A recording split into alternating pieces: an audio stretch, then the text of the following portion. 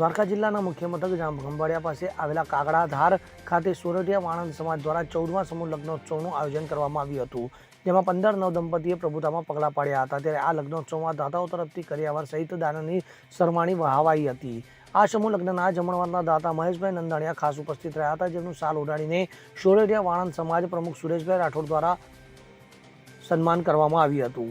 આ શુભ પ્રસંગે જિલ્લા ભાજપ પ્રમુખ મયુરભાઈ ગઢવી, પીએસ જાડેજા તેમજ સોરઠિયા વાણંદ સમાજના અગ્રણીઓ ઉપસ્થિત રહી નવ દંપતીઓને શુભ આશીષ પાઠવ્યા હતા। ત્યારે આ સમૂહ લગ્નોત્સવને સફળ બનાવવા જામખંભાળિયાના સોરઠિયા વાણંદ યુવક ગ્રુપ તેમજ જિલ્લાના સોરઠિયા વાણંદ યુવક ગ્રુપ દ્વારા ભારે જહેમત ઉઠાવવામાં આવી હતી।